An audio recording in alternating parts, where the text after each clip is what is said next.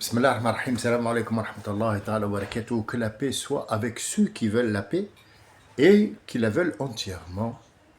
Ce qui fait que ce vouloir sera un pouvoir et que Dieu subhanahu wa ta'ala les enveloppe et les enveloppera tant qu'ils sont vivants, eux, leurs enfants et leurs biens, dans sa miséricorde. Je voulais d'abord, en tant que citoyen, et que politesse oblige, respecter les gens qui ont envoyé 1 kilo de farine à des gens qui sont affamés et assiégés depuis 6 mois, sachant que ce kilo de farine, quand il va rentrer, mouillé déjà, parce qu'il a été largué, il n'a pas été donné comme étant au moins pour respecter cette personne et lui lever ce truc de sa dignité, lui donner de main en main à chacun un paquet comme il a fait les Américains ou les trucs font, c'est-à-dire une ration complète, y compris le dessert et le machin. Non, on leur a envoyé que de la farine pour pouvoir camoufler cette histoire de couloir humanitaire parce qu'il y a eu juste de la pression internationale, mais le but est de les anéantir et à peine ils finiront leur farine que les représailles reprendront, Inch'Allah, parce que c'est écrit comme ça, et ça sera la perte, Inch'Allah, de tout, et le recommencement de tout, bi'idhnillah ta'ala, je le souhaite. C'est peut-être ironique, c'est de l'humour noir, mais sachez qu'à l'intérieur de moi, tout bouillonne. J'aimerais bien faire quelque chose. Malheureusement, je ne peux pas et je ne suis rien. Je suis absolument rien du tout dans cette société, mais il y a quelque chose qui me gêne. Vous savez que la France, quand elle a perdu devant les Prusses, Napoléon III, Bonaparte plutôt, excusez-moi, Bonaparte III, a capitulé, lui et ses armées. Sauf que le peuple français, qui était plein de courage, a dit non, c'est lui qui a fait le problème, ce n'est pas le peuple français.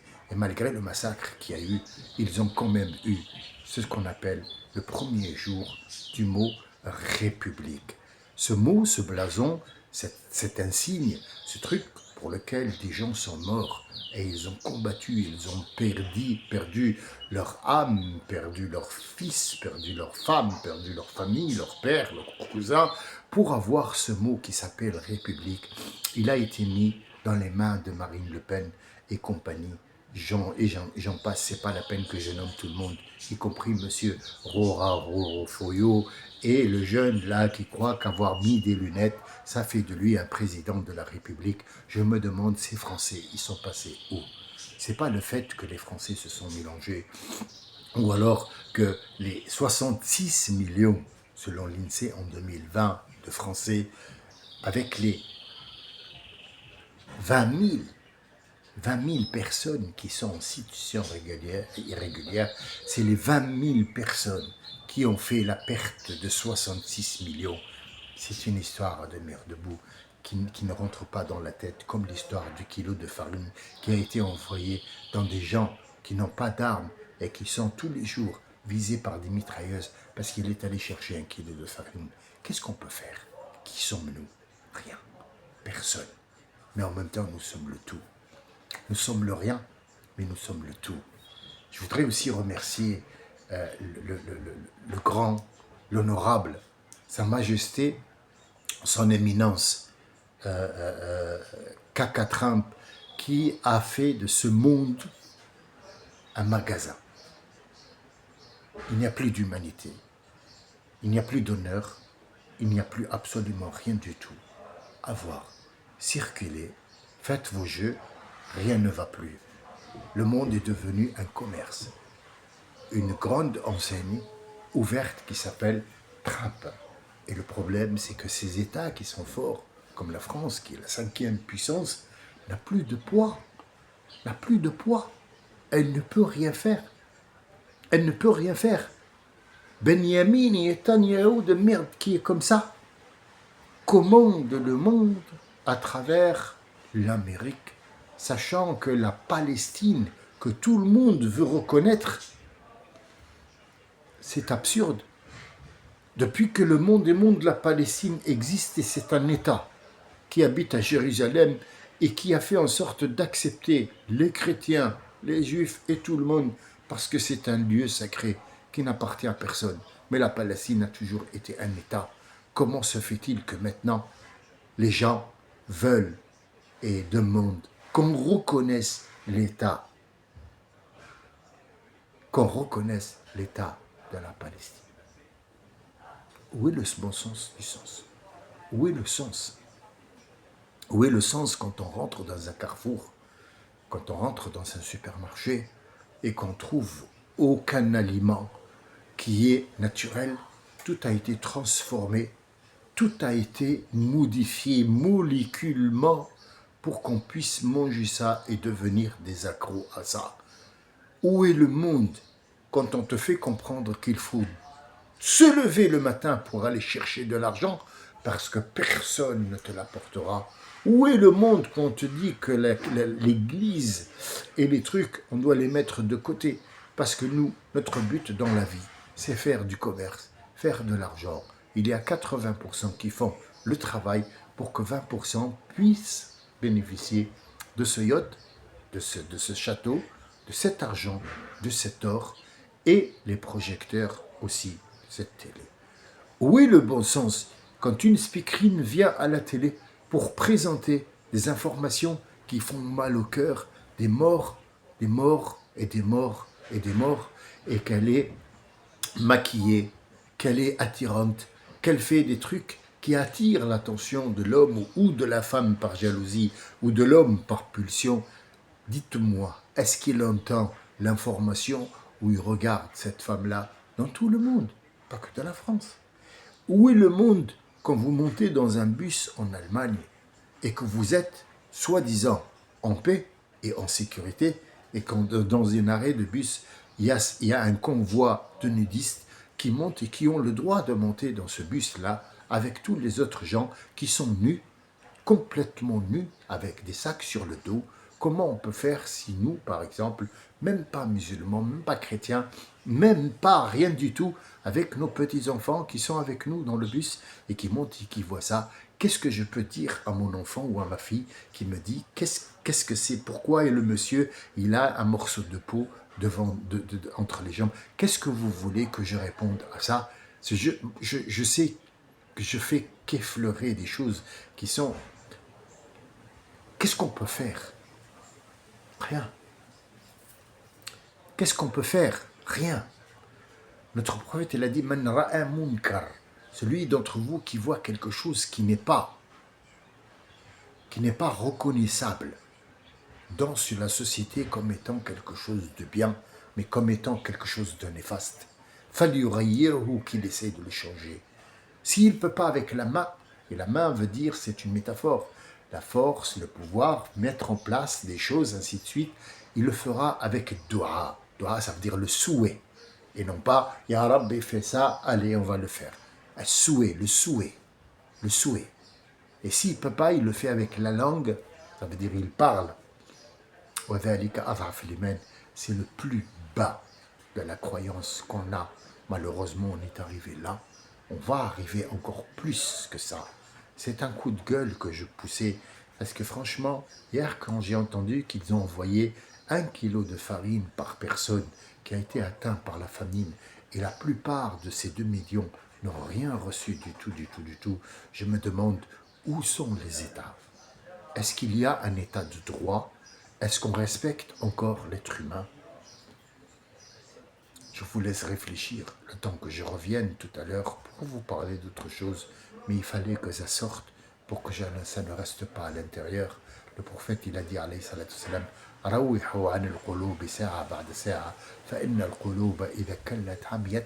Je vais le répéter pour que vous sachiez ce que ça veut dire. Al-Rasoul, alayhi salatu salam, il dit, Rawihu an al-qulub. Al-Raha, ça veut dire le repos. Faites reposer vos cerveaux qui sont en train de bouillonner pour des choses comme ça et encore pire, et des choses que je n'ai pas encore nommées, y compris le sexe dans la télé, et que l'État peut enlever, mais elle ne l'enlèvera pas. Les cigarettes qu'elle peut enlever, mais qu'elle n'enlèvera pas. L'alcool qu'elle peut enlever, mais qu'elle n'enlèvera pas. Parce qu'il engendre beaucoup de choses, qui fait beaucoup de travail derrière. Donc tout ça, enlevez-le de votre tête de temps en temps, parce que si vous n'avez que ça, la haine grandit. et les idées noires sont là, et peut-être qu'on n'a pas la force de combattre ces idées noires et qu'on passe à l'acte. Et c'est là que la catastrophe commence. C'est là que la guerre civile commence. Et éteignez cette télé. Réfléchissons ensemble. Qu'est-ce qu'on pourrait faire? À qui s'adresser? À qui? Qui est le pays qui va dire oui? Parce que tous les peuples sont commandés par 2, 3, 4, 5, voire 20 personnes qui ont dit non. Pourquoi? Parce que ou ils ont peur de l'Amérique, ou ils ont peur parce que leur argent est mis en Israël. Parce que Israël, quand je dis Israël, c'est toujours le gouvernement sioniste. Ce n'est pas le peuple. Le peuple lui-même refuse tout ça. Le refuse complètement. Peut-être pas tous, mais les soit 50%. Si on a 50% de juifs, de confession juive, qui refusent ce que leur État fait, c'est que déjà, on a un problème. On a un problème. Le souci, ce n'est pas ça du tout. Le souci, c'est que Dieu s'occupe du monde. Il sait qui est mort et qui va mourir et qui va naître. Mais nous, qu'est-ce qu'on a fait? Est-ce qu'on est resté spectateur? Est-ce qu'on a demandé? Est-ce qu'on a posé la bonne question? Est-ce qu'on s'est réunis? Est-ce qu'on s'est concerté? Est-ce qu'on a donné notre avis? Est-ce que le peuple a dit stop, stop, stop? Elle nous a volé, elle doit être jugée, elle n'a plus le droit d'avoir la parole. Elle n'a plus le droit, un voleur qui a été pris la main dans le sac n'a plus le droit de parler. Quelqu'un qui fait en sorte, et qui est déjà dans sa tête, le futur président de la République, c'est qu'il a tout préparé. Ça veut dire qu'il y a de tout. Il y a de tout. Et il va être chopé de toute façon, comme a été chopé ceux qui l'ont précédé, de toute façon, quoi qu'il arrive. Maintenant, est-ce que ce que je dis ça, c'est une révélation ou une citation? Pas du tout. Moi, je sors tout ce qui est à l'intérieur de moi, parce que, comme a dit le prophète, je ne veux pas rentrer dans les idées noires, parce que, comme je vous ai dit tout à l'heure, je n'ai rien évoqué du tout. J'ai fait juste les gros titres qui sont là à la télé. Et ce lavage de cerveau 24 heures sur 24 qui pourrit la vie. Et ils vous font croire qu'il faut courir. Parce qu'il y a aussi des impôts, les impôts. Il faut payer. Et quand tu auras fini de payer, que tu n'as plus plein de payer, ils vont te dire, venez à la banque, prenez encore un prêt pour donner des sous pour qu'on puisse acheter des armes pour les donner à l'Union européenne. Que dire? Que faire? Je sais qu'il y a des gens qui m'écoutent maintenant, ils sont en Italie, à la Jordanie, en Tunisie, au Maroc, en Algérie, France, en Allemagne. Je fais ça en anglais, je fais ça en allemand. Ils sont en train de m'écouter.